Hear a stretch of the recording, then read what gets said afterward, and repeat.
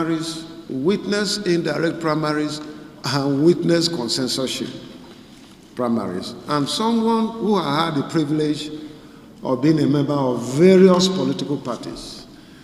And of course, it was almost unanimous that the issue of primaries should be the responsibility of political parties. That is why in our various political parties' constitution, it has been enshrined that issues of primaries rest with political parties. And I tell you, if a party is buoyant enough and decide to do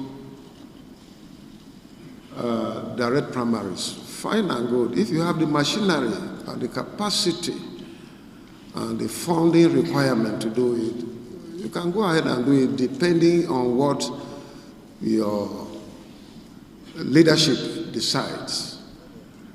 But if not, you can still go to indirect primaries, which of course is the same as direct primaries, because for all the political parties, indirect primaries will require people to go and be elected at their various wards as delegates of representing their ward. So this one, the election of the 3 delegates requires the entire people of that community to elect them. And then an electoral college is constituted to elect or nominate someone who represents that political party. So to a large extent is almost the same thing. But I think that consensorship remains the best attitude of politicians if they can come together and agree that this is the person that we want him or her to represent us. So it solves the problem of acrimony, of rancor, unnecessary spending of money, and so on. So I commend the President for listening to us, because you will recall that I was one of the first people that advised Mr. President to withhold his assent and appeal to National Assembly to reconsider that clause.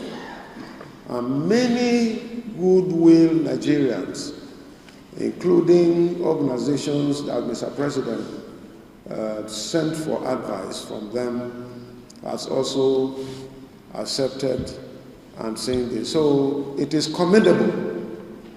And I want to appeal to the National Assembly to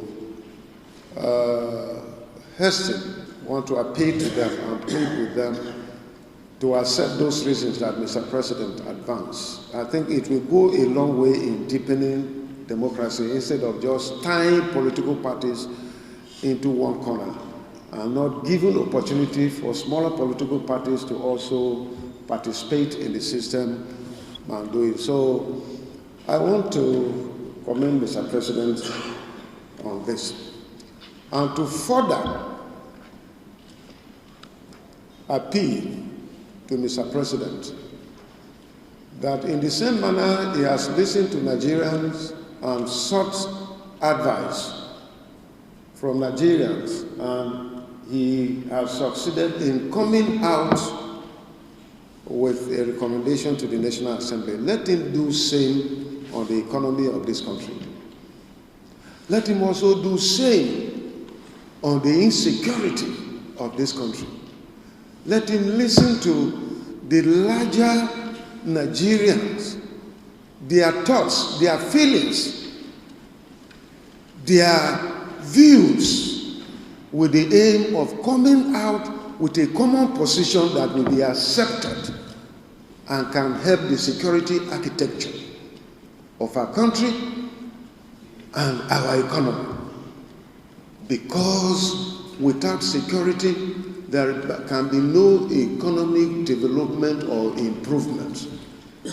And so I know there are many experienced Nigerians with the capacity, with the views, with the knowledge to help put forward But until an enabling environment is provided in the same manner that Mr. President did on this Electoral Act, by asking for views, it will go a long way in helping. This country belongs to all of us, and we must team up together to work to achieve results that will help make things better.